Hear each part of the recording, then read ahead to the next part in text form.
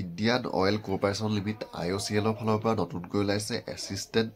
officer ফাইনেন্সৰ কাৰণে কেইটামান পদ আৰু এই পদকেইটাৰ অনলাইন আবেদন কৰা লাষ্ট ডেট হৈছে 18 মাৰ্চ 2025 আপোনালোকে আবেদন কৰিব পাৰিব আৰু ইয়াৰ আপোনালোকৰ পদটো ওলাইছে IOCL ৰিক্ৰুটমেণ্ট 2025 এছিষ্টেণ্ট অফিচাৰ ফাইনেন্সৰ কাৰণে ওলাইছে পদকেইটা আৰু ইয়াৰ আপোনালোকৰ ধৰি দিছে আপোনালোকৰ পদ কিমান আছে সেইটো ইয়াত আপোনালোকৰ মেনশ্যন কৰি দিয়া নাই বয়সৰ ক্ষেত্ৰত ধৰি দিছে আপোনালোকে 30 বছৰলৈকে আবেদন কৰিব পাৰিব যদিহে SC বা ST হয় 5 বছৰ বেছি হ'লেও পাৰিব OBC সকলে 3 বছৰ বেছি হ'লেও আবেদন কৰিব পাৰিব আৰু এডুকেশ্যন কোৱালিফিকেশ্যনটো আপোনালোকৰ ইয়াত গ্ৰেজুৱেশ্যন কৰা বিচাৰিছে আৰু গ্ৰেজুৱেশ্যনৰ উপৰিও আপোনালোকৰ যোনটো আপোনালোকৰ ITI মিনিমাম 3 ইয়াৰ গ্ৰেজুৱেশ্যন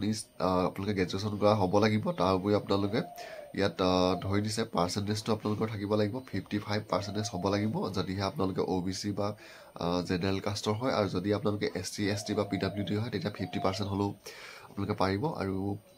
ৱৰ্ক এক্সপিৰিয়েঞ্চটো বিচাৰিছে আপোনালোকৰ 3 বছৰৰ ৱৰ্ক এক্সপিৰিয়েঞ্চ থাকিব লাগিব যদিহে আপোনালোকে এই ফাইনেন্স অফিচাৰৰ পষ্টকেইটাৰ কাৰণে এপ্লাই কৰিব বিচাৰে তাৰপিছত এপ্লিকেশ্যন ফিজটো আপোনালোকৰ ইয়াত ধৰি দিয়া নাই কিমান দিব লাগিব আৰু ষ্টাৰ্টিং ডেটটো ইয়াৰ অনলাইন এপ্লাই কৰাৰ আৰম্ভ হৈছে 25 ফেব্ৰুৱাৰীৰ পৰা আৰু লাষ্ট ডেটটো হৈছে আপোনালোকৰ 18 মাৰ্চ আপোনালোকে 25 ফেব্ৰুৱাৰীৰ পৰা ইয়াৰ অনলাইন এপ্লাই আৰম্ভ হৈছে আৰু লাষ্ট ডেটটো হৈছে 18 মাৰ্চলৈকে আপোনালোকে অনলাইন যোগে আবেদন কৰিব পাৰিব আৰু ইয়াৰ আপোনালোকৰ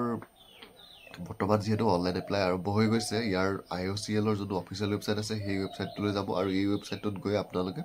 এই ফাইনেন্স অফিচাৰ যোনকেইটা পোষ্ট আহিছে এই পোষ্টকেইটাৰ কাৰণে এপ্লাই কৰিব পাৰিব